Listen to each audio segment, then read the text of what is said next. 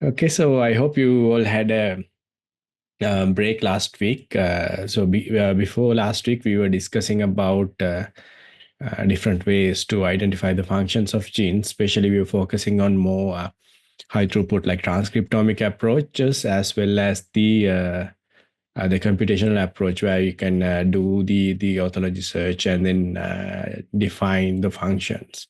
At least, infer the function of your favorite genes. Okay, so moving forward, we are going to talk more about the functional characterization of genes because that is the most important thing for genome biologists. Because ideally, we love to functionally categorize all the genes in, whatever the genome we are interested in. But we are no longer there, so we need basically more advancement in this science to do that kind of thing. But for the time being, so we are taking one step at a time. Anyway, so when as I mentioned earlier, when we talked about the functional characterization of genes, we were discussing about more computed approaches. And then, as I mentioned, the most I think the biggest advantage of these computed approaches is the high throughputness. So that means you can basically at once you can characterize many genes. Okay, and also that basically reduce the time required in order to do the functional characterization. So therefore, the methods are quick. But the thing is, there are some limitations associated with these methods. So therefore, we need some kind of a wet lab approach, because I'm pretty sure in the moment you hear wet lab, so that means we go to the lab and we dissect our gene and then identify the function. So there are many methods developed through, I mean, probably during last I say hundreds of years, but the rapid advancement happens after early 1990s. So they are we started increasing understanding and characterization of genes in more exponential manner compared to the earlier more kind of very slow. Sorry about that. Very slow progress. Okay. So when it comes to the gene functions, and if you go to the NCBI, I'm pretty sure some of you did bioinformatics course, so those were in the second semester. And I'm pretty sure if you go and search today and you visit the NCBI tomorrow, so you will see there are thousands of new data added. So that means, so basically we are discovering thousands of unknown genes each and every day.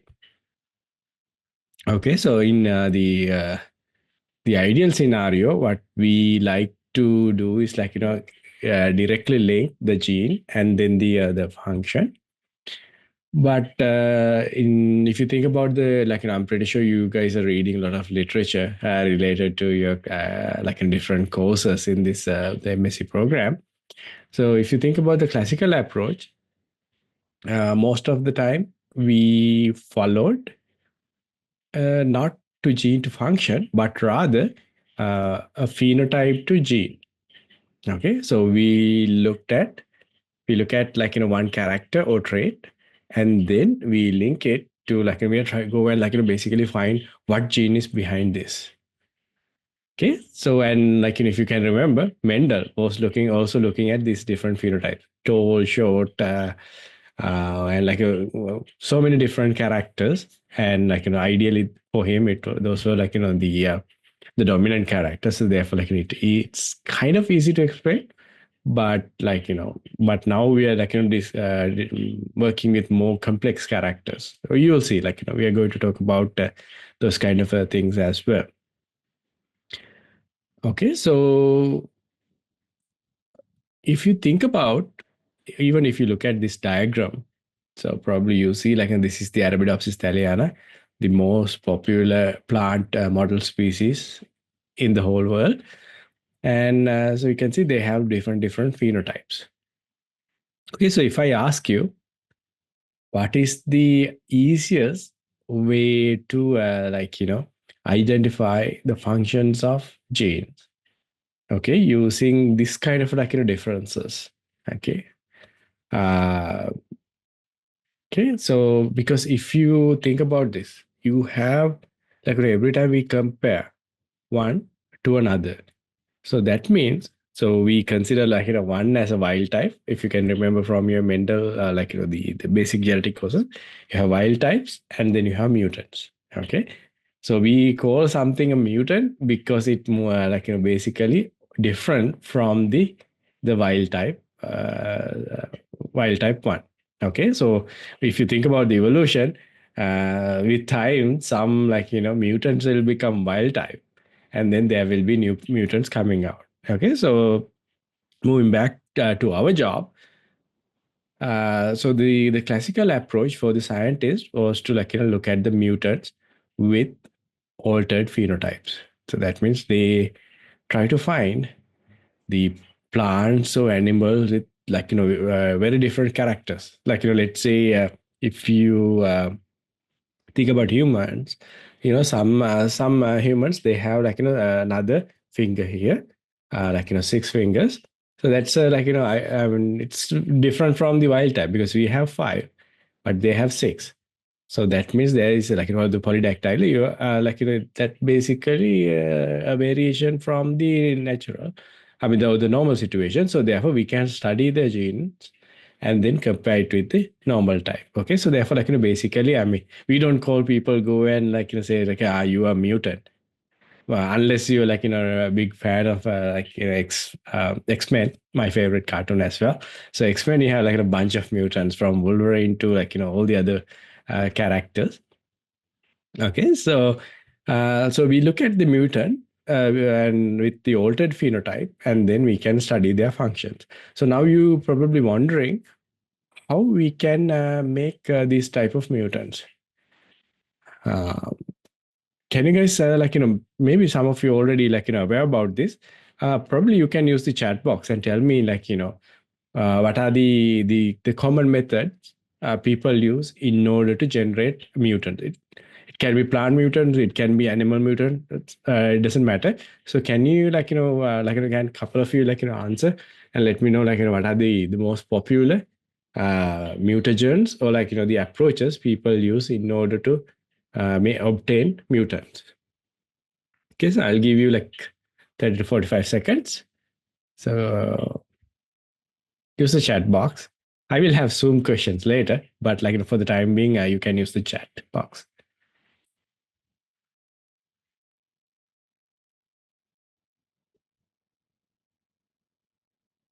Okay, there is one answer.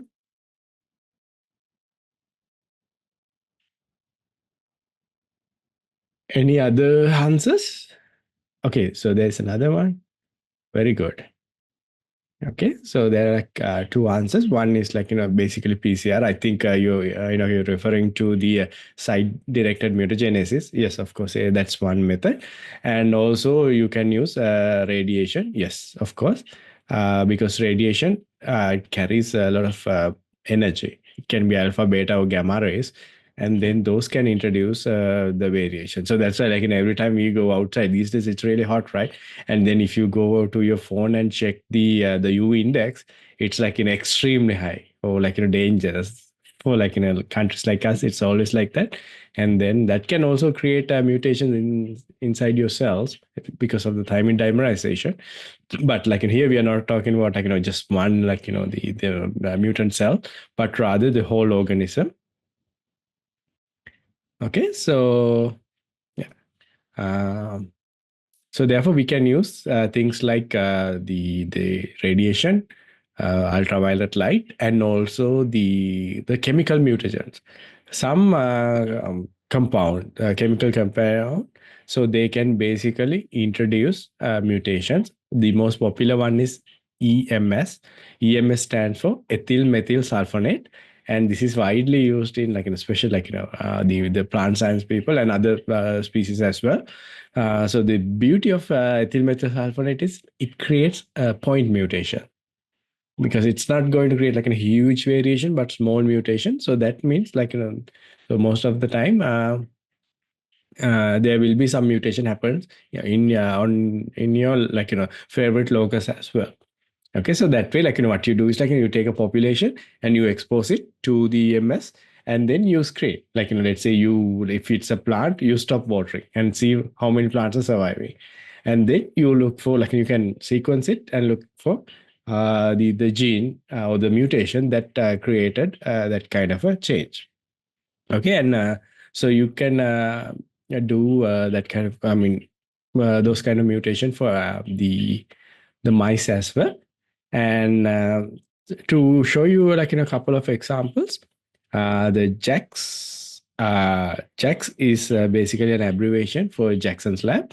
It's located in a very beautiful place. It's called Bar Harbor in state of Maine. So the same state I did my PhD. So we had because I'm mentioning it because I had a chance to visit there, because that year the Andrew Fire and two others won the Nobel Prize for the discovery of the small interfering RNA. Okay, so and they one of them gave a talk. So that's why that's the time we got a chance to go and listen to their talk at the Jack's Lab. So why I'm talking about Jack's Lab, you will see in a bit. Okay, so let me change it. Okay, so this is the Jackson's Lab's website, and if you look at it, so they provide a very cool type of service. So as the name implies, if you look at the site says Jack's Mice Service. Okay, so Jack's Mice and Services. And you can, if you look here, so you can see there is a search bar, and where you can search for your favorite thing, especially favorite gene, because when we study human genes, we are not going to go and grab some human from somewhere, and then we do when we do the kind of embryo culture. So we are not going to usually use human embryos. Rarely we use it, but the human embryos in order to make a human being a mutant human being, because it's against the ethics. So therefore we need to go for next closest thing. So that is our pest, mice, and also rats, Ratus novagicus, and mus musculus. And so what the beauty of this the lab is, basically you can, if you look at the new screen, you can see you can basically custom order a mice with mutations, or basically knockout mice, the gene function switched off mice from the lab. Okay, so that means, if let's say if you take let's say you are very interested in studying the COVID-19, your symptoms and all this disease development, blah blah blah. So then you can basically get my strain. If you look here, so here you have the COVID-19 strain, and so yeah, you can basically get the ones with the changes in, because if you can remember, the AS gene is very important for the COVID, and you can get basically transgenic mice with altered ACE gene, or even the human ACE gene in mice. So that way you can study how this COVID the progress, and what are the effects, and how this receptor is going to work when it comes to the the recognition and of the COVID virus. So likewise, so therefore you can buy custom made mouse models where you can study, and then you can basically relate it to the humans. Okay, so this is so convenient, right? Because imagine how many genes you have, and most of the genes are homologous to the mouse as well. So therefore you have a very nice platform to study and functionally characterize your gene, because if you go to any advanced the biomedical lab, you will see each person they have their the human related lab, and then there's another mice lab So that's where they do all these kind of studies. Okay, so therefore, I'm pretty sure, like, most of you think about going for higher studies, and so you will definitely get a chance to work with mouse model, and and then study different depending on whatever, if it can be a disease, it can be development or whatever, study, you can use mouse models. Okay, and it's not only for the mouse, but also when you think about, the plant biologists, so you have a similar kind of resources. It's in the what we call as the ABRC, and where you can basically, they have a whole population, mutant population. It, various insertions in various locations. Okay, so that some insertion, they disrupted your favorite gene. Okay, so they sequence everything. So therefore, we know where this whatever the foreign DNA material is and where it's interrupting. So that means you have, a treasure trove where you can, go and search your gene and then see whether there's a, a couple of technical terms. So there can be, when you change something in a gene, it can basically knock out the whole function of the gene.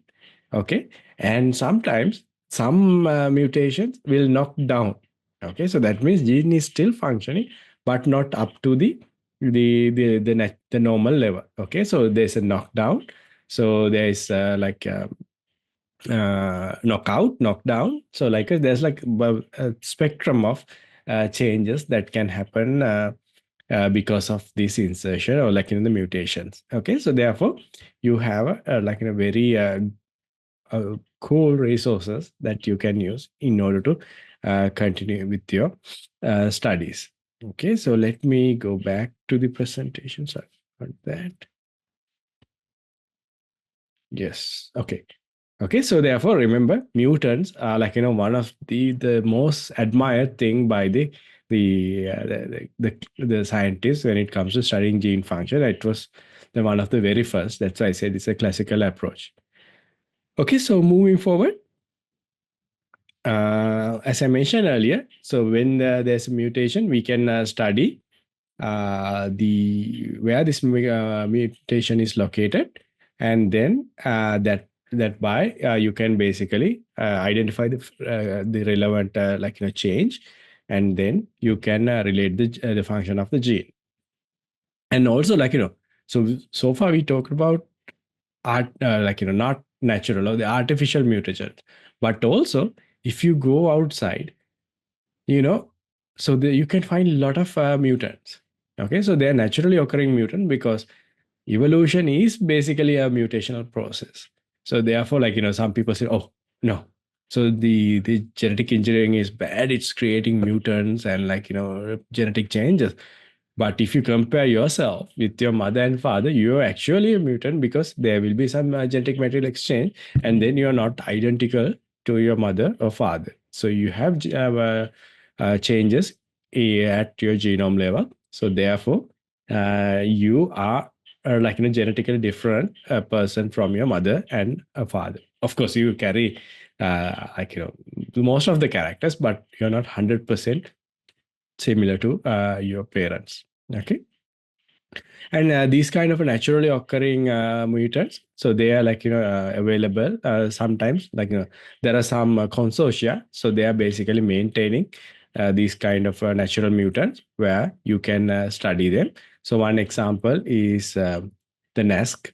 That's the European Arabidopsis Network Stock Center. So they have these natural mutants, and most of them are sequenced as well, because I think they did 3,000 genomes, mutant genomes, and that represents natural variation. I mean, we don't call it as a mutant population. Rather, they are naturally different populations, so because of the mutations. And the idea is to identify genes responsible for the phenotype, and so that way you can identify which genes are inactivated in organisms that shows this particular phenotype. Okay. Okay. So in very, very simple terms, so you look at the phenotype and then you check where is this change happen, what gene this change is happen. So that way you can identify its function. So we talk about reverse genetics as well as forward genetics. I'm pretty sure you learn about reverse genetics and forward genetics. Okay. So, and if you think about it, okay, so this is a classical approach. What can we do?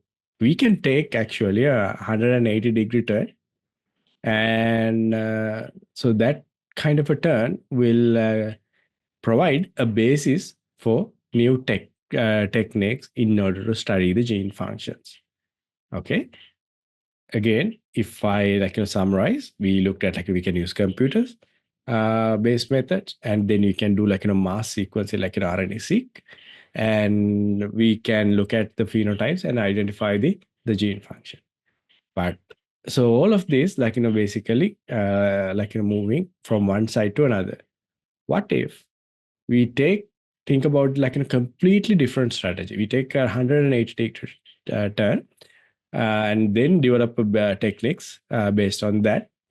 So then we can study from gene to function, not phenotype to gene, but gene to function. So I'm going to discuss a couple of methods that we can use in order to do that kind of an analysis. We will start with gene inactivation. So as the name implies, what we do is in our lab, we basically inactivate our gene of interest. Okay. So nowadays, our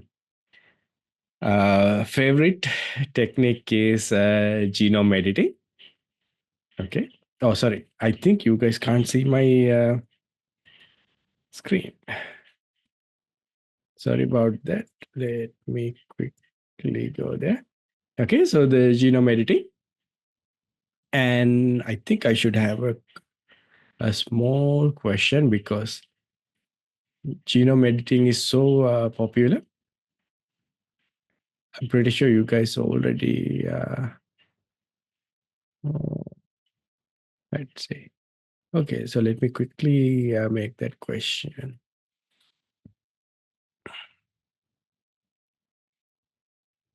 What is,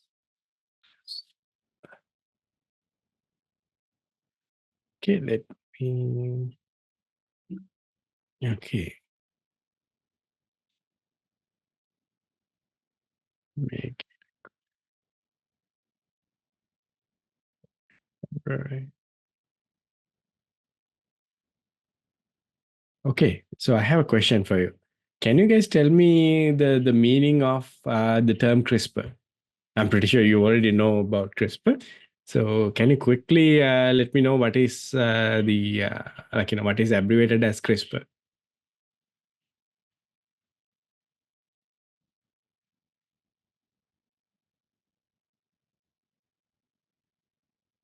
Okay, I have one answer. 12 more to go. Oh, 11. Because if you can remember, when you complete your master's, so there will be a comprehensive exam.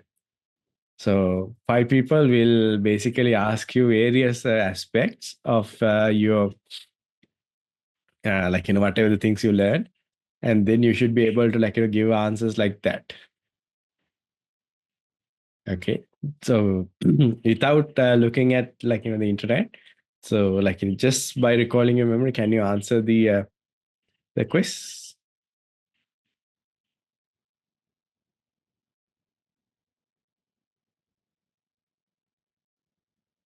Only one. So that means if we have a comprehensive this semester, others is going to get less marks. Okay. Yeah, I'll wait 15 more seconds.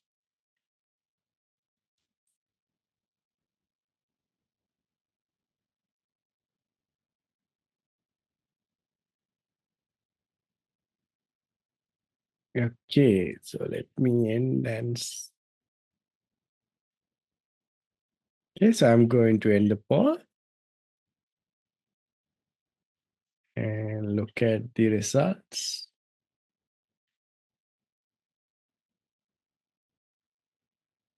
Okay, so very good.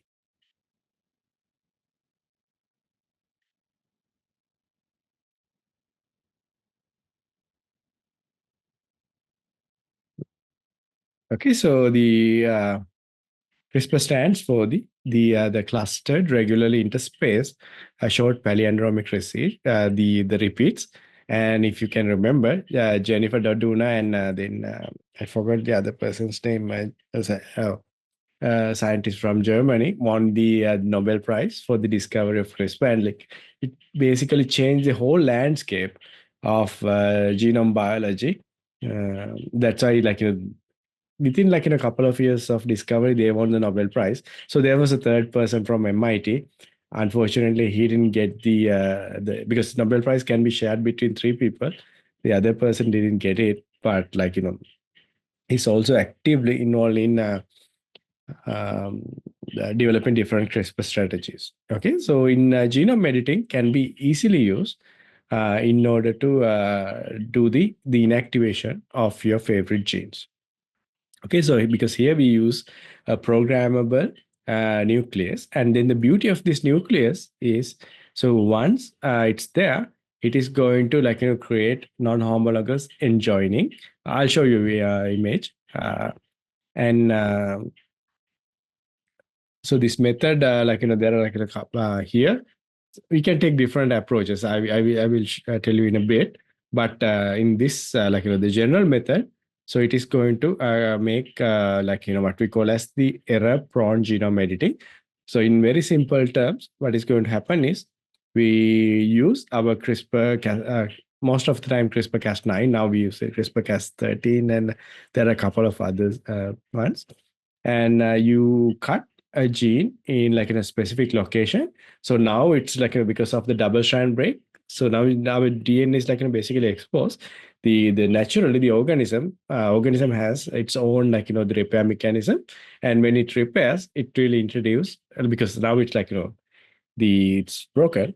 So therefore, like you can put like different places, not necessarily one uh, earlier. So that way we will like after screening, we will know what kind of a insertion happened after this genome editing. And then sometimes it disrupt the function of your gene. Okay. So let me show you like in a very quick video about the genome editing because this is something you should know. If you, I mean, I'm pretty sure like at least a couple of you are very familiar with it, but others, you guys should know about genome editing because nowadays we only talk about genome editing because it's so cool. We can do many changes and there's lightning going on. So therefore, like if I get disconnected, like please stay. I mean, maybe if the Zoom will get disconnected, but like I will log in right after because I'm not very sure about the trip switch. It can go off. Okay, so just wanted to let you guys to know. So let me play the video first.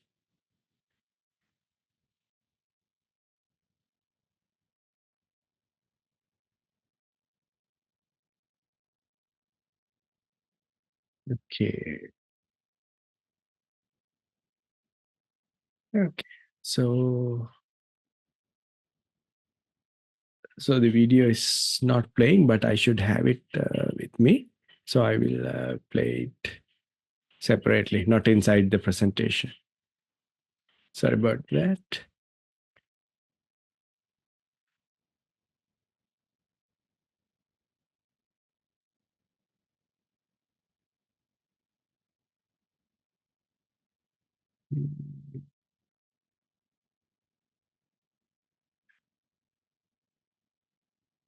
Stop sharing. And yes, share some. Okay.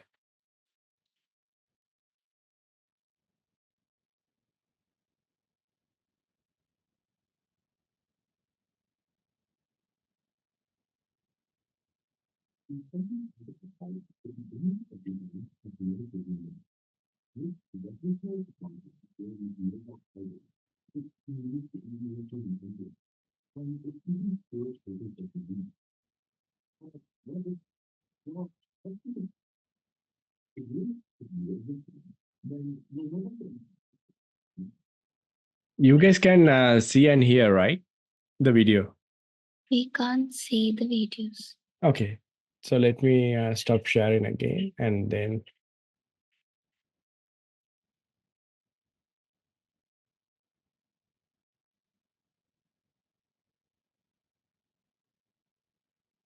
Okay, so let me play it from the beginning. Now you can, right? Yes, and now okay. Okay, thank you. What you're looking at is something scientists have called the beginning of the end of genetic diseases. This revolutionary technology has won Nobel Prizes, it's been used to engineer human embryos, and it's even cured patients of disease.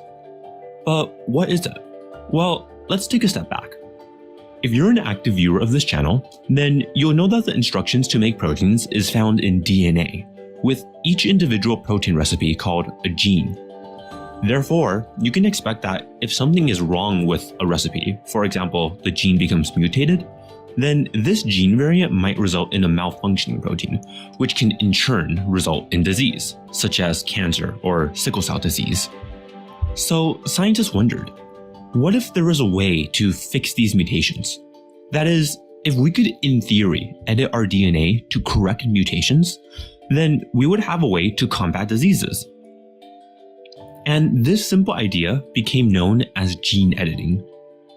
But while this was a simple idea in theory, in practice, it was much more difficult. While the first efforts in gene editing started in the 1960s and 70s, it wasn't until 1994 that a reliable method of gene editing was developed. This first gene editing technology was zinc finger nucleases, which were custom-designed proteins that consisted of two parts: a DNA binding part, or domain, that told the protein exactly where on the DNA to bind, as well as a DNA cleaving domain that actually cut the DNA, usually containing the scissor enzyme called FOC1. Years later, scientists found an even better gene editing technology known as talons, which were similar to zinc finger nucleases, but were easier to engineer because talons recognize exactly one base pair per module, as opposed to zinc finger nucleases, which recognize 3 base pairs per module. However, just a couple of years after talons were developed, a third major gene editing technology was discovered. This was highly efficient and highly specific. And the funny thing is, the scientists who discovered this technology weren't even intending to work on gene editing in the first place. Pay close attention.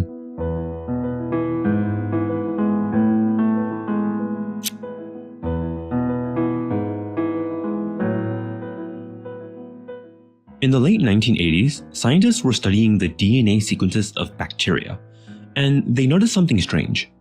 In about 40% of bacteria, there seem to be clusters of regularly spaced repeating sequences, specifically sequences that could be read the same backwards and forwards, known as a palindrome. In between these repeats were seemingly random DNA sequences, which scientists decided to call spacers. And this region was just really weird, so scientists decided to give it a name: uncreatively clustered, regularly interspaced short palindromic repeats, or the CRISPR array.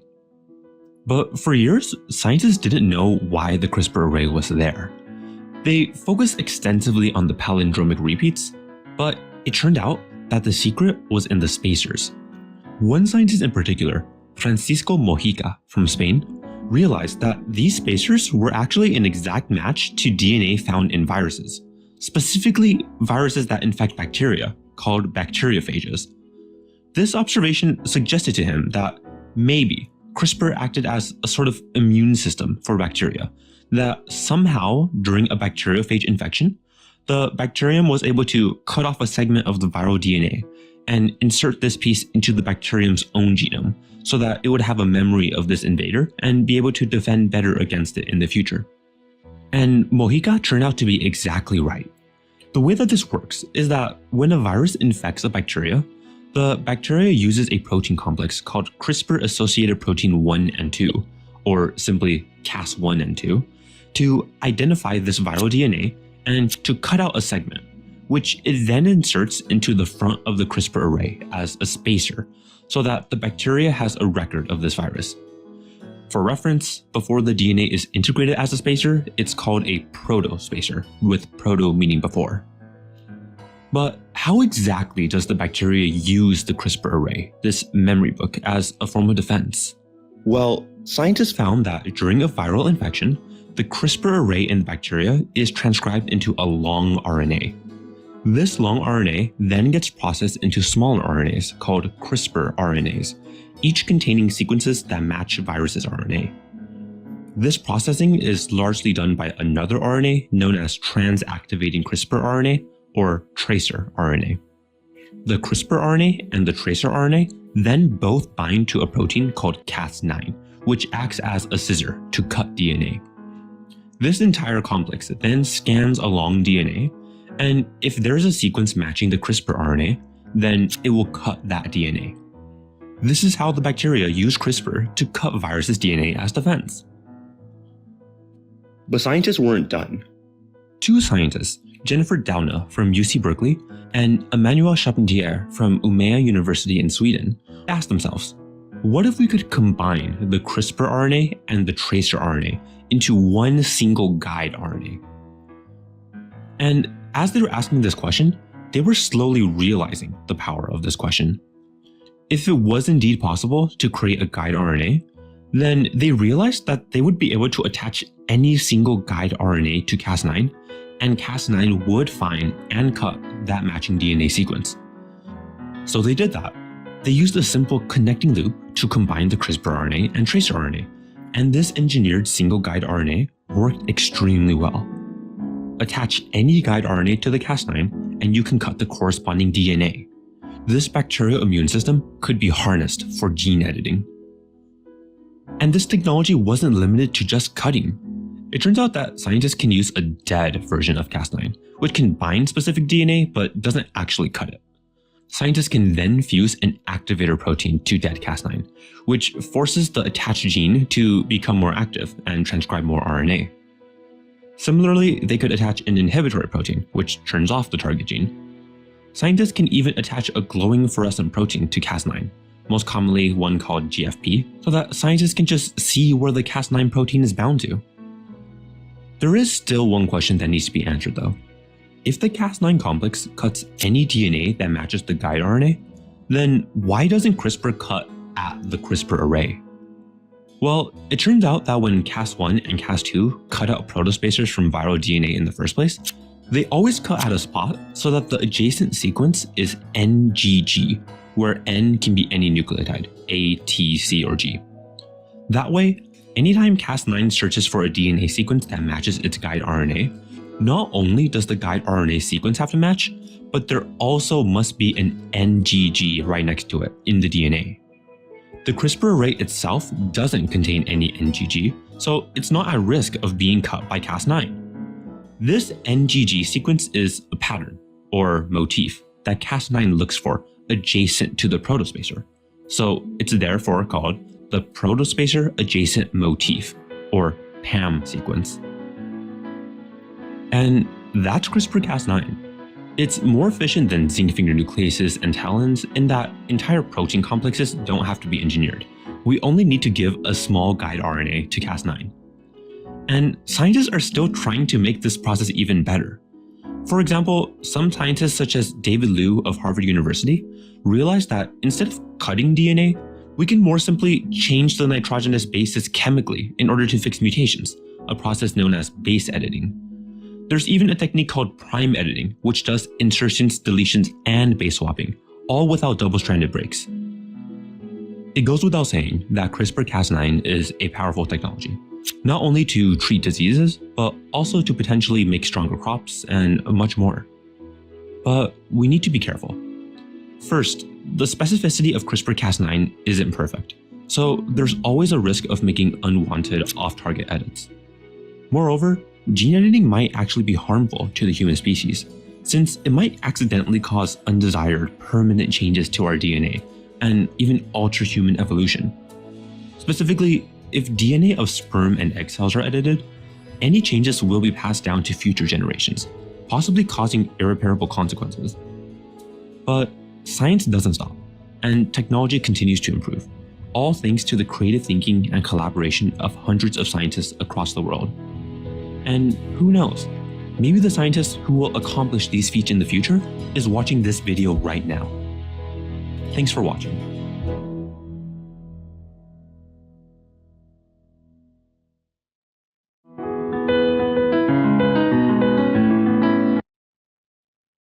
So I hope you got good understanding about the CRISPR-Cas9 and other genome editing techniques. To tell you about the not only CRISPR but talents. Talents, because CRISPR is kind of patented technology. So therefore, there's a royalty involved. We can make things, but we can basically we can't commercially do anything related to that without proper the process. But talents, it's a different story, because there's a non-profit foundation called Two Blades Foundation. So especially plants. So they poor countries like us, like Sri Lanka and Bangladesh and other places, we can basically, they will waive their the patent or the patent rights, and then basically let us do the genome modifications, so that can be used in order to feed our population. So Bangladesh use it, but Sri Lanka not so much, because our so-called biotechnologies, not all, but there are several. So those are although they say they are doing biotechnology and they promote biotechnology, and they are fathers of biotechnology, but in reality, so they always block any advancement of biotechnology in this country. So that's the unfortunate situation here in Sri Lanka. So probably especially when you start learning biosafety, so make sure to question people who are behind biosafety, and why there's no biosafety policy in action in Sri Lanka, because it's nothing to do with the science behind it. Oh, we are refuting, we don't need biosafety. We are all pro for biosafety, because we also believe in there should be regulations, and it should be fair for the popular, the general public, as well as for this scientists. But unfortunately, those people who made this biosafety policy, so they wanted to basically stop any biotechnological advancement here in Sri Lanka. I am saying without any remorse, because I was there throughout the process, and I have firsthand experience handling with these people. They go to the podium and say it's you can do million things with biotechnology, and when they come to the dining the dining table, so what they say is would you feed your children with genetically modified food? So, okay, so you can't play one role in the podium and a different role on the the other places, where we should not fearmonger, and we should not give misinformation and disinformation to the general public, because we are basically misleading, and we are taking the privilege for them to use this advancement in technology. Because some people those who are against biotechnology taking insulin, and you already learn about Eli Lilly and other places.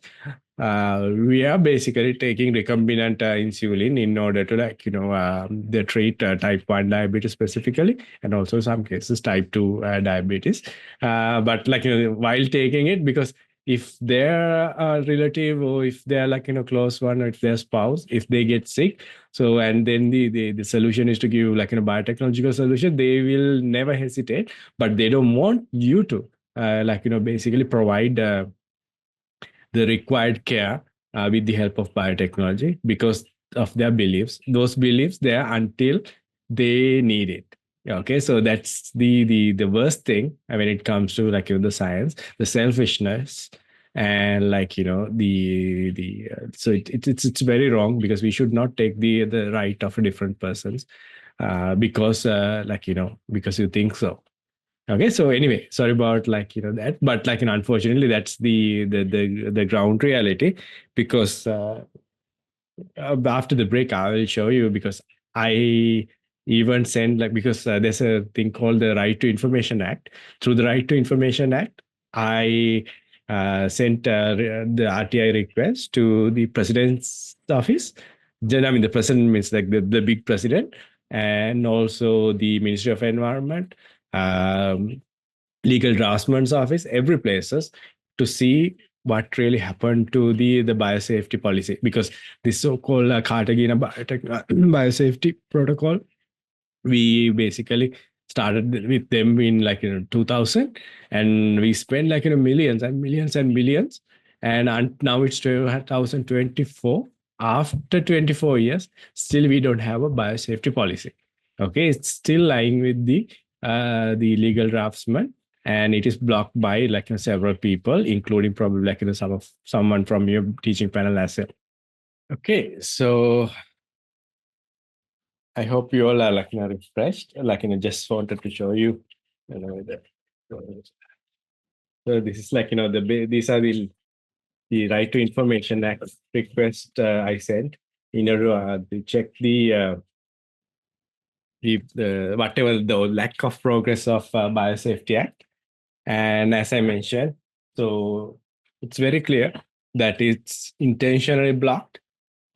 And so the idea is to, like, the typical Sri Lankan strategy: delay, delay, delay, delay, and then people get fed up, and then stop talking about it, and so then nothing will happen. Okay, so anyway, so we are moving forward. We were talking about the genome editing, and those techniques we can't get any benefit because of the stupid so-called pseudoscientists in the country, and so they're blind believers. Okay, so as you observed, as you saw in the video, so the CRISPR is, like, it's pretty cool technique where you can do very, very specific changes to your genome, genes of interest. Okay, so what we do is, like, basically, although it's, like, initially found on bacterial system, and, like, a very, very intelligent system, in order to, like, deal with the bacteriophage the viral RNA. And so what we did is, like, basically we harnessed that knowledge in order to customize it for the other organisms, especially eukaryotes, where we have this Cas9 modified, or the what we call as codon optimized, and with the nuclear localization signals. Now you can do the mammalian cell genome editing, or, like, plant cell genome editing with this modified CRISPR-Cas9 or the CRISPR-Cas system. Okay, and it is successfully used in plants as well as in animals. And if you think about this, remember you learn about the PAM sequences, and so, like, usually it's NGG or NAG, the spaces, for the protospace adjacent motifs. And so these ones, like, if you can remember, one day we talked about, like, the probability, and if you check the probability of these ones, because they usually have a 23 base pair nuclear target, and then if you do the calculation, assuming it's like 20, so that means 1.1 times 10 into the 12 power. So that means in order to have, like, that kind of variation, we need, like, 350 times of the length of human genome. Okay, so therefore, like, so we need to come up with, like, more modified strategy in order to do this kind of a genome editing. So you learn genome editing in a different course, but, like, I'm just giving you the basic overview and how we can use for our purpose, that is to explore the functions of our genomes. Okay, so therefore, like, what scientists came up with is, like, why where, like, you I mean, this is, like, the classical way, but what if make it, like, less specific? Because remember, to have, like, a very ideal system, we need, like, a large genomes, but rather, so how you are going to work with, like, whatever the genome you have. So that means, like, the option is to, like, reduce the efficiency. So what we can do is, so basically we will make our guide RNA not so specific. So they can have like 5 to 6 base pair, the freedom or the leeway. So that way, so it can basically what we call as we can do off-target editing. Okay. So therefore, because it doesn't require 100% sequence similarity, so therefore there are, even though there are like some mismatches, it can also go and do its job. The genome editing. So likewise, so the take-home message for our class is we can do uh, changes in our genes in order to identify their functions. Okay, so which is more precise than the other approaches we took or discussed earlier. Okay, so and then I want to introduce you like another not so new technique that use for the gene inactivation. It is what we call as homologous recombination. Okay, so this is before the CRISPR era, and what happens is so there will be an exchange between some regions based on their sequence similarity. Okay, so I have a small question for you all, and let me ask it. It's called homologous recombination. I'm pretty sure you are familiar with the term. So there are like two questions I'm asking. One is like whether it's natural or artificial. And if you think it's a natural process, can you guys think of an example or two? Okay, so please answer. I'll give you 1 minute or maybe 1.5 minutes to answer the quiz.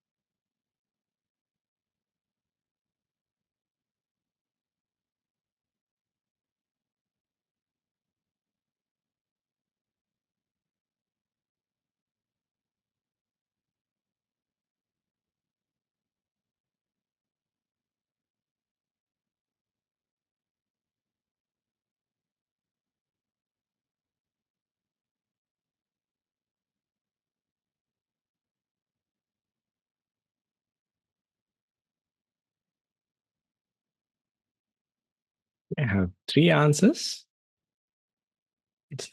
So we'll wait maybe 30 more seconds.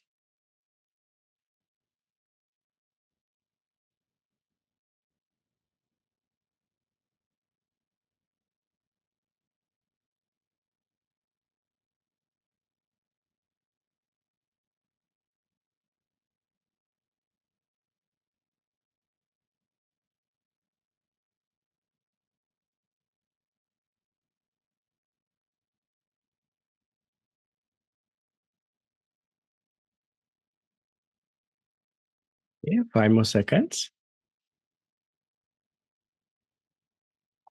Okay, so let me end the poll. And you see the result.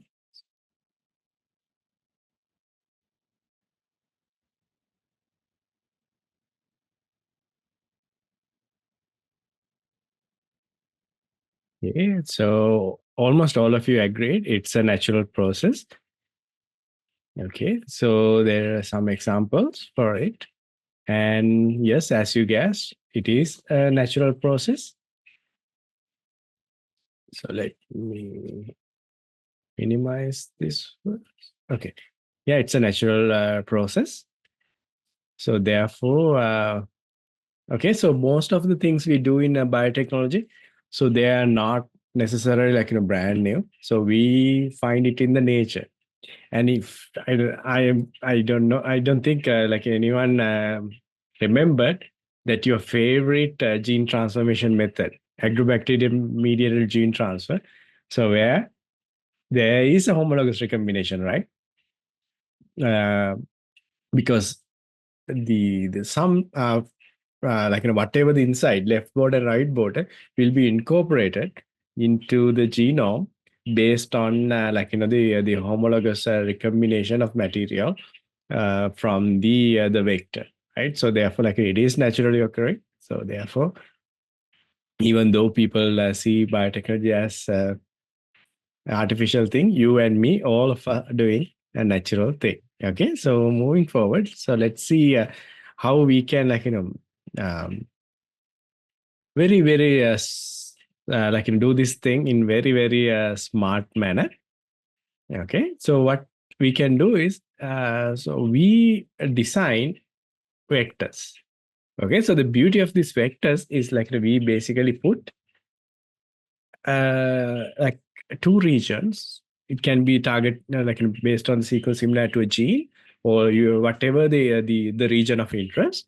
And what is going to happen is when we transform our vector into that the host organism, because of this sequence similarity, it is going to exchange its DNA with whatever the chromosomal DNA of that organism. So now imagine, because here our objective is to inactivate a gene. So what we do is basically we take, let's say, one end of the gene and the other end of the gene and take a small portion of it. And inside we put some random DNA fragment. And then we transform. We put it into a vector first and then we transform. And then what is going to happen? Same thing. Now it will basically go and do homologous recombination with our gene of interest. And now our gene is disrupted. So that means most of the time it will be inactivated. Okay, or it will lose its function. It can be knocked in, knocked down, knocked out, or that kind of a mutation. So now we can study the function of our gene. Okay, so see, it's a very simple technique and it's very effectively used in order to identify the function of your gene.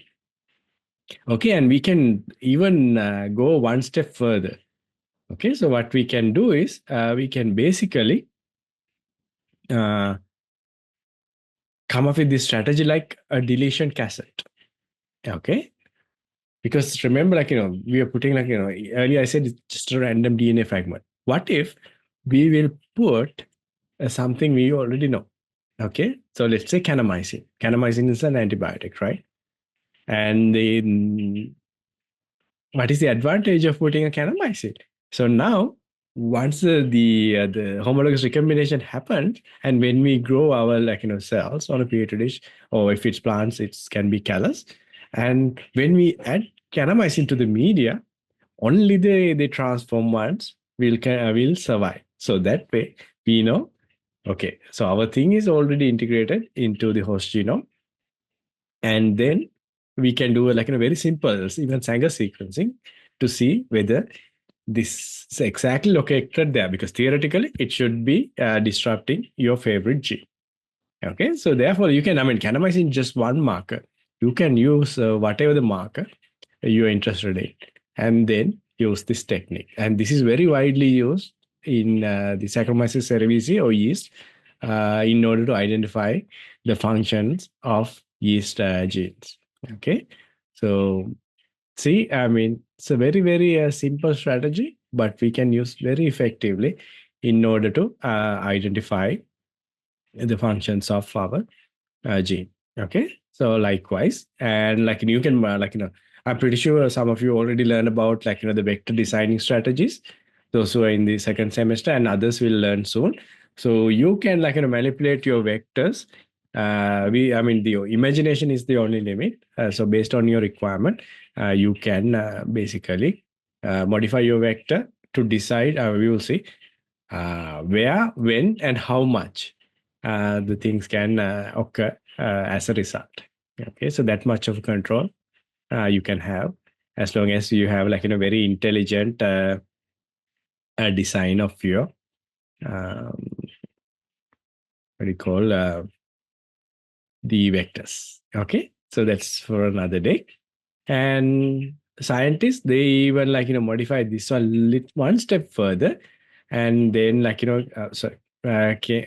oops, came up with another strategy called barcode deletion strategy. So now, in addition to the whatever our gene fragment, we can also put a PCR priming site with a molecular barcode. I pretty sure you learn about the barcode, and if not, you already know what a barcode is, right? Because these days you go out to the shopping and the cloth shopping, and store, you have a barcode, right? So they scan it and then basically bill it. So likewise, we can have a known DNA sequence, and that way you can at the same time you can modify multiple genes, and then with the help of this barcode, you can sequence them separately and then find out, okay, what genes are holding. Let's say if you're studying a bacteria, and then you can deprive glucose from the media, and then those ones who are surviving, so basically, see, they can generate their own glucose, or whatever the let's say amino acid inside their system. So then you can identify those genes, and then you can move forward. And they die. I mean, the ones died because they got this kind of disruption. Okay, so likewise, so there are millions of different possibilities where you can study the function of your genes. Okay, so and so this is not only for the yeast, but as I mentioned earlier, you can do it in the mice as well. The Jack's lab, they usually do it for you. And but here we are here in Sri Lanka, so therefore I don't know how we obtain the mouse strain, because we need to do all the clearance. But if you want, you can do it in-house. That means basically in your lab, as long as you have mouse facility or the rearing house. Okay, so here, when it comes to the knockout mouse, so what we do is we basically take the embryogenic stem cells, and what we are going to do is we basically inactivate our gene of interest or your favorite gene, and then we basically isolate the modified or the knocked out the embryogenic stem cells, and then we basically inject them into the mouse embryos. And then what we are going to get is we will get a chimeric mice, because it contains one copy from a wild type, and then the modified one, and then we can basically breed them, and then we can obtain the homozygous, the ones with homozygous mice, so that we can use for our studies. Okay, so therefore, it is possible in plants, yeast, and also in human systems. Okay, so that is pretty cool, right? So you can study gene function using a gene inactivation method. Okay, and also it's not only the inactivation, and but inactivation, we can make it even more specific. That's why I say so you can do beautiful things. So take a look at this slide. Okay, so the first slide, you can see, so we are basically knock out a gene forever. Okay, so that means that gene is constitutively knocked out. Okay, so therefore there is no expression. And also you can basically design in a way so that you knock out your favorite gene only in the places you're interested in. Let's say you're studying the how the mouse tail, you want basically study only the mouse tail and how it its wiggles. So basically then you can design a cassette in a way so the whatever let's say muscle related gene is only silenced in the tail region of the mouse. Okay, the other places that gene will be functional. And also, to make things even more interesting, we can make it inducible. So there are various inducible vectors some vectors, basically, if you put if you give a ultraviolet light, then only your gene will get inactivated.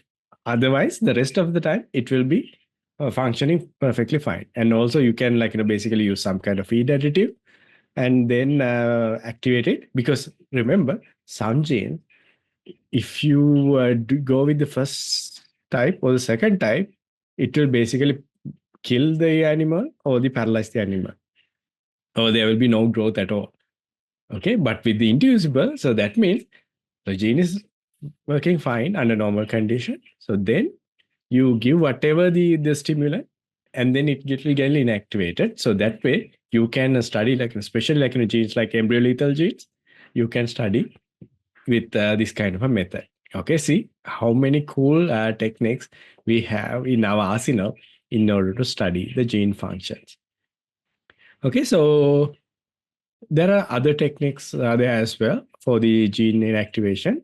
Another kind of popular method is what we call as transposon, and I'm pretty sure you learn about the transposon or jumping genes, right? So basically we can because if you can remember jumping genes, what they do, so they basically move from one place to another and then insert something. And if you think about your genome, and very first few lectures we discussed about how many retrotransposon and other the non-coding DNA we have in our body, in our genome. Okay, so but we can harness their power to this kind of a thing, what we call as transposon tagging. Okay, so the one of the most studied one is the Taiwan in the fruit fly genome. And so basically, you can use this Taiwan mRNA in order to introduce artificial the transposition, because it basically transposition events in the genome. Okay, so it's just jumped. You're talking about jumping genes, and my slide started jumping. Okay, so likewise, transposon tagging is it's not a new technique, but it's not. Although it's very popular nowadays, we don't use it much because there are more efficient techniques we have. And so there's another technique we can use, what we call as RNA interference. I'm pretty sure you learn about it. So let's quickly look at this video, and then I will tell you what the story behind this video.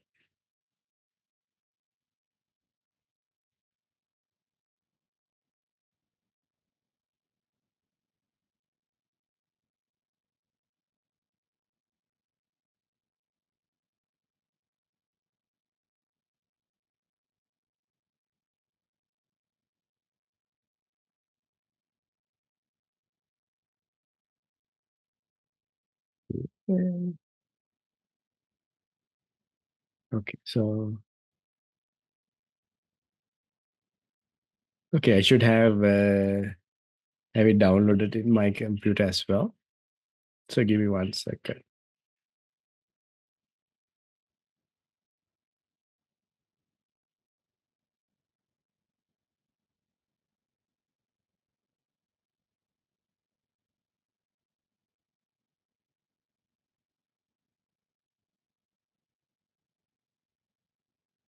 My machine is little stuck because of the video.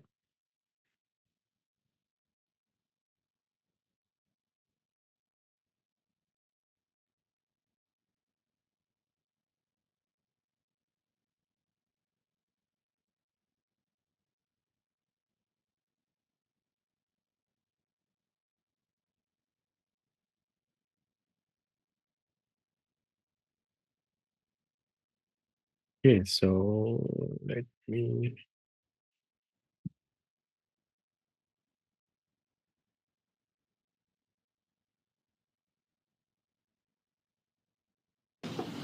Oké, dan moeten we dus Okay, so, Daarna moeten we gaan tellen, maar so met tweede take a jaar. closer look at this. Ja, maar nou even naar de tweede. Je hebt het ook van 1 naar 2. Okay, let me play it again. Oké, Oké, dan moeten we dus... wat... En daarna See moeten we this, gaan tellen dit tweede jaar. the C. elegans or the Ja, maar nou is het dan de tweede. Je hebt het ook van 1 naar 2. the tiny nematode is like jumping in a a weird manner.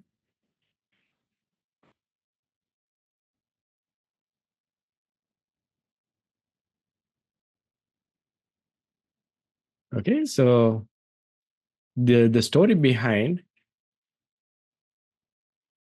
that video is so basically what we can do is this small interfering RNA. What we do is we introduce double-stranded RNA into the organism, and then they will be basically cleaved because there's a the dicer proteins that the dicer complex is there, and then it will go and basically interfere with the mRNA because these tiny pieces will go by and bind to the mRNA based on the sequence similarity, and that will basically attract Argonaut protein, and they will basically destroy the mRNA. Okay, so that means basically instead of changing the gene, but rather we are basically interrupting the mRNA or the transcript of that specific product. So the story behind this video is the C. elegans. What we can do is it's one of the most popular models people use in order to study the RNA interference. And basically, you can put double-stranded RNA into the culture media with whatever the gene you're targeting. Though it's transcript, and then the animal, when it eats it, it will basically go and do this whole RNA interference thing. And so in this case, it's ULC22 or the twitching. This gene is very important for the muscle movement of the C. elegans or cyanohaploid elegans. And when it eats this the medium containing this double-stranded RNA, so it will start this various kind of weird movements because it interferes with its twitching. Okay, so likewise, so then you can study the function of that gene. So in my lab with collaboration with one of my an entomology friend or the colleague, and we are nowadays studying a method to control. I don't know whether you heard about aphids. Aphids are the plant pests. So they basically carry viruses from one plant to another. So I think even in your houses, sometimes if you try to grow vegetable and other things, you will see this small aphids everywhere, and then your plant will become yellow, and then you will see virus symptoms, and they die. Okay, so the ones we are preparing now is basically environmental friendly biopesticide, and the beauty of it is you can basically spray it onto the plant, and when the aphid feeds on it, it will basically interfere with what we call as the flighting gene. Flighting, okay, not fighting, flighting. So flighting means basically it will help. It is involved in the muscle movement of these aphids. When these aphids, they have different forms. So the form that can basically fly from one plant to another, that is that is our major concern. So now imagine when they eat this double-stranded RNA, what is going to happen? So there, the wing formation is going to get deformed. So that means they can't travel far. So that way you can basically control this pest. Okay, so that is the strategy we are following, and we are right now we're designing the double-stranded RNA in order to achieve this objective. And so hopefully within the next 6-7 months we should be able to come up with the experimental level biopesticide which will degrade in nature in no time because it's just RNA, right? So therefore so you can see the practical application as well as the theoretical applications of this RNA interference technology. Okay, so until now we talked about the gene inactivation. So we can do the opposite as well. This is what we call as overexpression. So this side we basically inactivated our gene and look for the function. On the other hand, what we do is basically we will increase the expression of our gene in order to see the the function of that particular gene. Okay, so like we are moving from like kind of a loss of function to gain of function.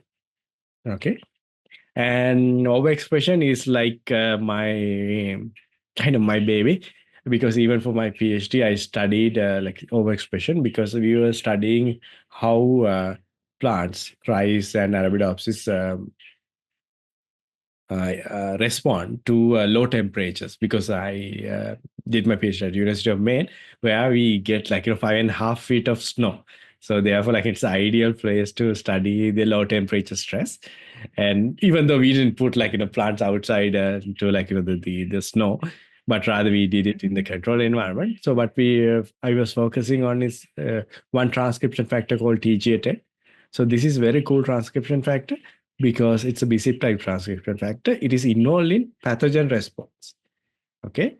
But our lab group, we identified it's not only involved in the pathogen response, but it's also involved in low temperature stress.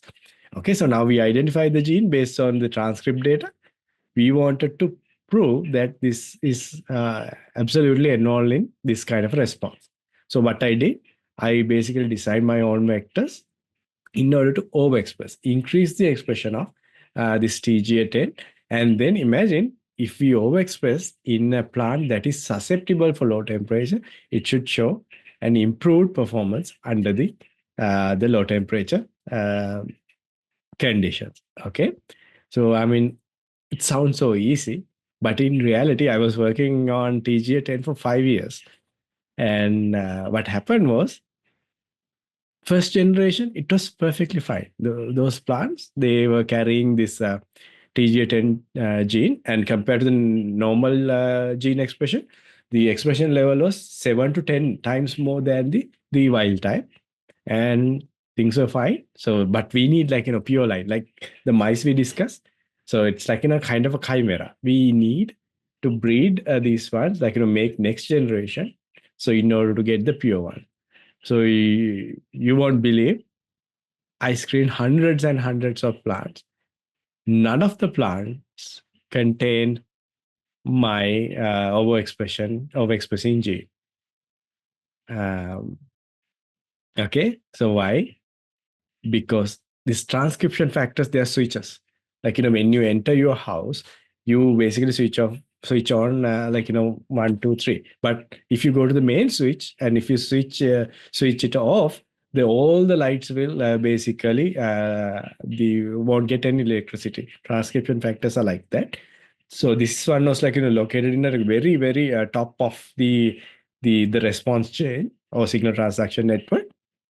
So therefore, what happens is, in normal conditions, like under stress, it increased by a little bit, not a lot. And I made an overexpression 9. So what happened was, so it was fine as a chimera, but when it becomes like 2 copies homozygous, the expression is so strong, they die at embryo level. So therefore, it became like kind of embryo lethal. So therefore, I didn't get a single plant overexpressing my favorite gene. Okay, so it's kind of negative experience, but I learned a lot. Okay, so therefore, I mean, I think we should start with a positive note there, like that negative experience, because negative experience gave like us a good understanding. It was like more like gene inactivation than the activation for me. Okay, so anyway, even in animal systems, what we do is like basically we can overexpress our genes, and we design our promoters in a way that gene we can decide when, where, and how much that gene is going to express, and then we basically look at the phenotypic changes because of this overexpression. Okay, and so what happens is, because of this, like when we transform our plant with this overexpressing gene cassette, so we always use a multi-copy vector. Because why multi-copy? Because having a low copy number is not going to ensure a high level of expression. But if you have a high copy or a multi-copy vector, so then you basically get much better overexpression. Okay. So when you think about the cassette, the most important thing is the promoter. Okay. I'm pretty sure you guys learn about what promoter is from your O levels, I guess, or maybe A levels. Okay, so let me ask you a question. What type of promoter is best? Like if you want to overexpress a gene, what kind of a promoter you will go for? Okay, so let me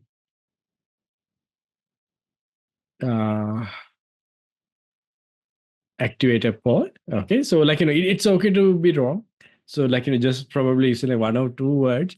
Can you tell me what type of promoter? Because promoter is not like just a random thing. Promoter is based on something we learned from earlier, right? So because the idea is to increase the expression of your gene by many folds. Okay, so therefore, based on your knowledge, what type of promoter is more effective when overexpressing your favorite gene?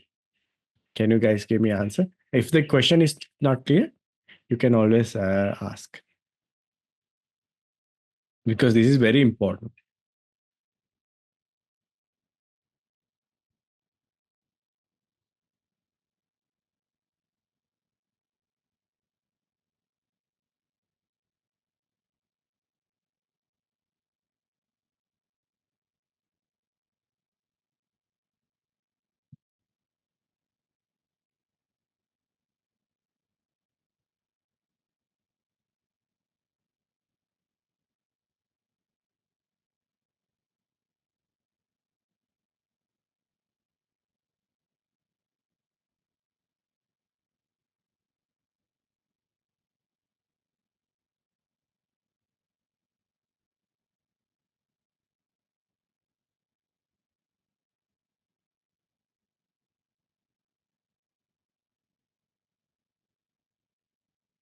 Yeah, I have one answer. So I'll wait 30 more seconds. So if you know what is a promoter and the role of the promoter, you can answer this question very easily.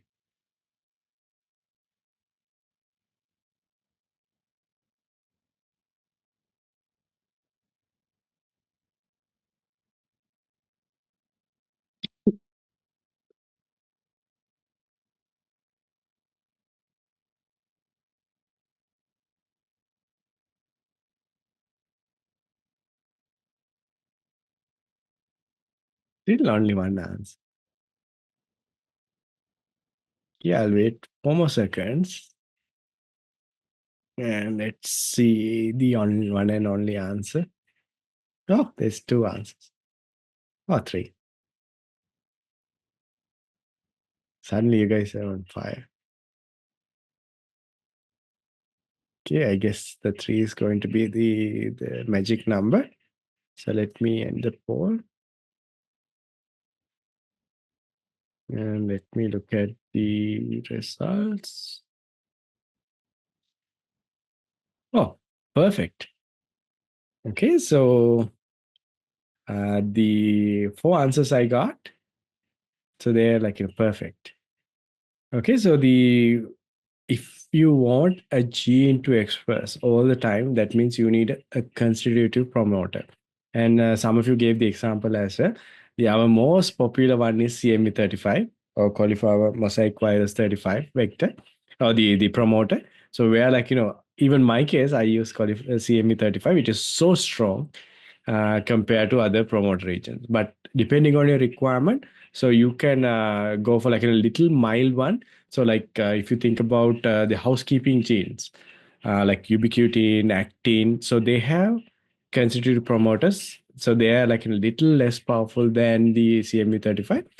If you feel like your gene is expressing too much and then it is basically killing the embryos or the embryo lethal, so in that case you can go for kind of strong constitutive but still way less powerful ones.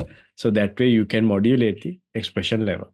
Okay, so likewise, and you can use, I mean, so that's good for the overexpression. But if you want to go for inducible expression, then you can use inducible vector. To give you a very, very simple example, if you think about lactose, and so if you want to induce your bacteria, so then you can have the lac promoter. and that way you can basically have it induced when the lactose is basically on the media. So likewise, okay. So, and the beauty is there are some promote elements. So they decide whether your gene is going to express inside your ear or your big toe or whatever, right? Or if you think about a plant, it can be root, it can be shoot. Okay, so you can add those elements as well, because if you want a tissue specific expression, then you can go for the organ specific promoter, and you can combine this promoter. You can have your constitutive promoter, and also you can combine it the tissue specific promoter, because you can do wonders with it, because the promoter, so it has different signatures. So cis element, those determine whether they are going to express all the time, where it's going to express, and what time, because there are development related elements. So they decide, because if you take a flower, you don't want a gene related to flower expressed when the plant is at the seedling level. It's no point, right? So that is determined by many factors. One is this tissue specific promoters, and then sorry, not only tissue, but the time specific promoters. And then those ones, I mean, you have like many combinations that you can use, and you can ensure your gene overexpression is going to happen when, where, and how much. So that you can control. Okay. So it's so cool, so powerful. Okay. And also, you can overexpress genes ectopically. So that means not only like, let's say if you want to overexpress human gene inside a human cell line, so that is possible. But also, if you want to take your human gene and put it into a mouse and overexpress this, which is what we call as ectopic expression, it is also possible. Okay, as example, uh, human transgene can be expressed inside the mouse. So there's a very famous study where they were working with a human gene related to the bone density. And what happened was, when it was expressed inside the mice, the result was they got dense bones. Okay, and this is perfect, right?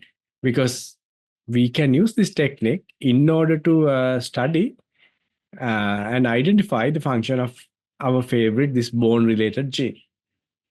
And in long term, we can use it to treat conditions like osteoporosis, because osteoporosis is basically resulted in the impaired bone density, or like a low bone density. That's why, like, people when they get old and their bone density will go down, and then they fall, they break their legs, like especially like our parents and that generation. So I mean, osteoporosis is a big issue.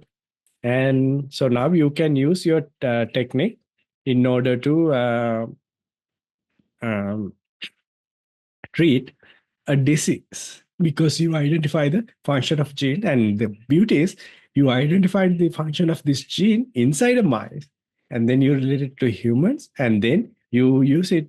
You're going to use it for the human disease as a treatment for human disease. Okay, so therefore, like, there are endless possibilities.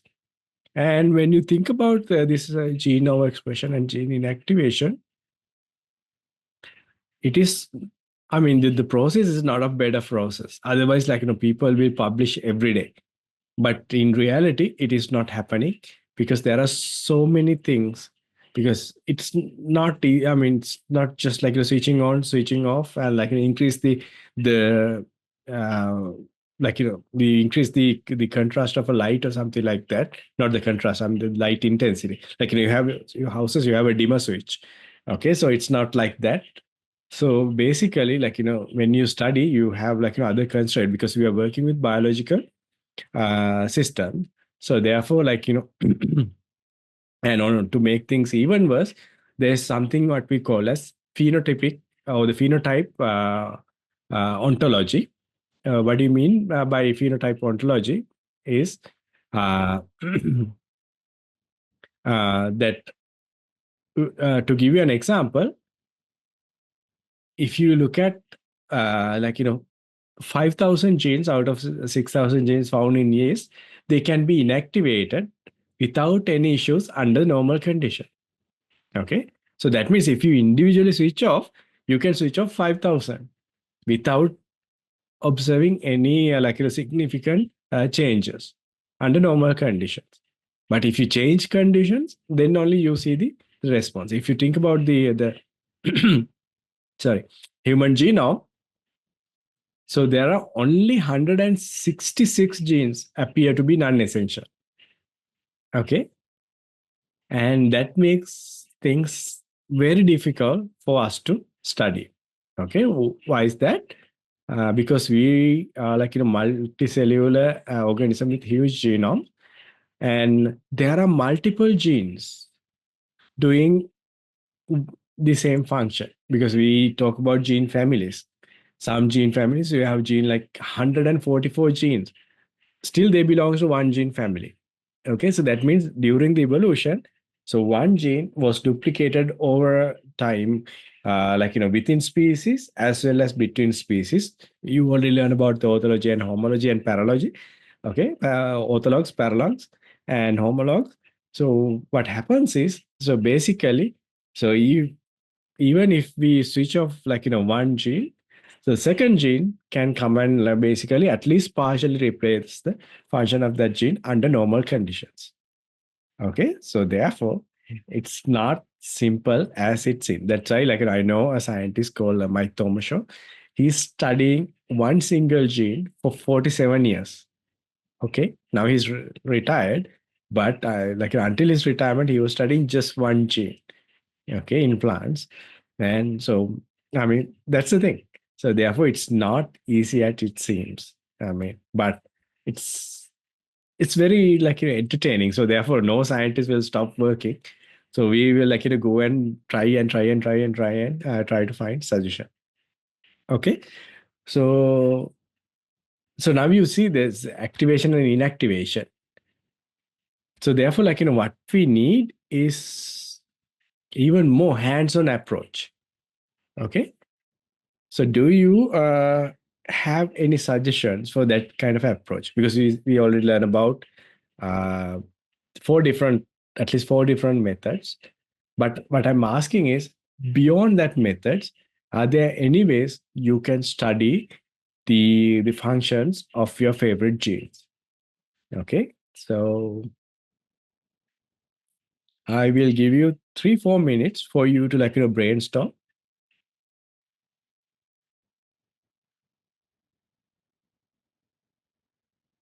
Okay. So and then you can answer. I hope my question is clear.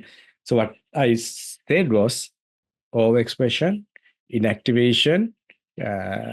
So those things, of course, we can do, but it's not simple as it seems. So that means if you want to study an individual gene as an example, so you need to come up with even more creative way to study those genes. Can you think of the methods that you can use in order to obtain that outcome? Okay, so take a few minutes and think about it, and fill the quiz. I will give you, let's say, two 2 more minutes.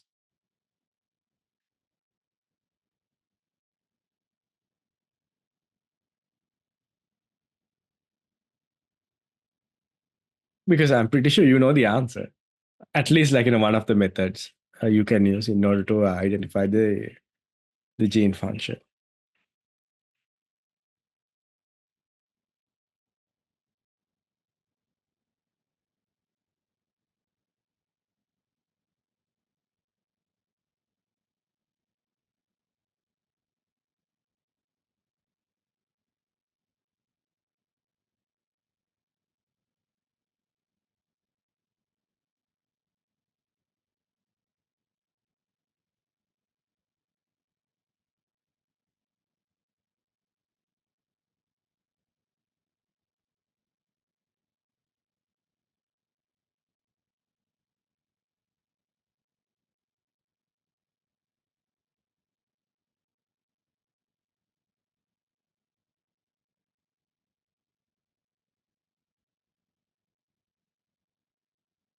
I assume you guys thinking really hard.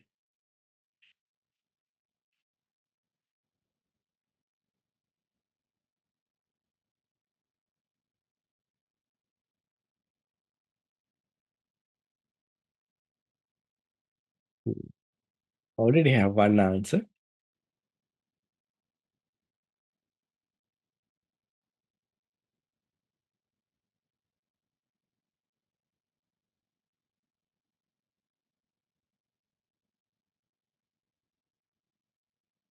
Sure.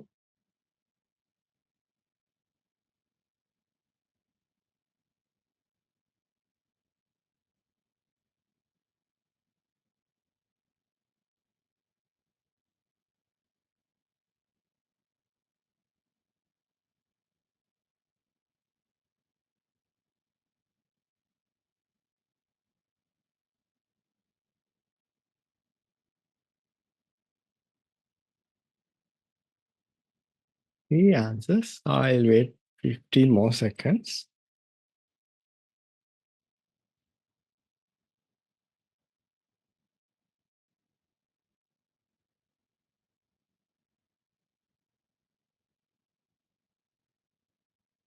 Okay, let me end the poll and see the answers.